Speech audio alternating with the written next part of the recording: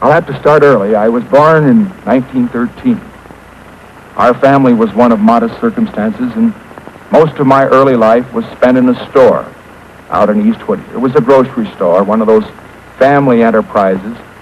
The only reason we were able to make it go was because my mother and dad had 5 boys, and we all worked in the store.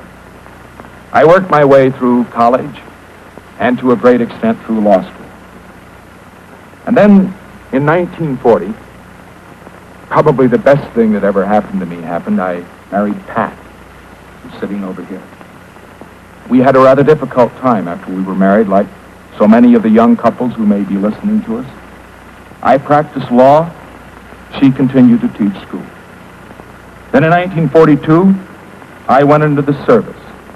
Let me say that my service record was not a particularly unusual one. I went to the South Pacific. I guess I'm entitled to a couple of battle stars. I got a couple of letters of commendation, but I was just there when the bombs were falling.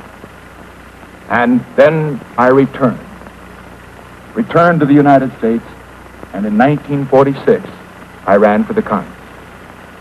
When we came out of the war, Pat and I, Pat, during the war, had worked as a stenographer and in a bank and as an economist for a government agency. And when we came out, the total of our savings from both my law practice, her teaching, and all the time that I was in the war, the total for that entire period was just a little less than $10,000. Every cent of that, incidentally, was in government bonds. Well, that's where we start when I go into politics. Now, what have I earned since I went into politics? Well, here it is. I've jotted it down. Let me read the notes. First of all, I've had my salary as a congressman and as a senator. Second, I have received a total in this past 6 years of $1,600 from estates which were in my law firm at the time that I severed my connection with it. And incidentally, as I said before, I have not engaged in any legal practice and have not accepted any fees from business that came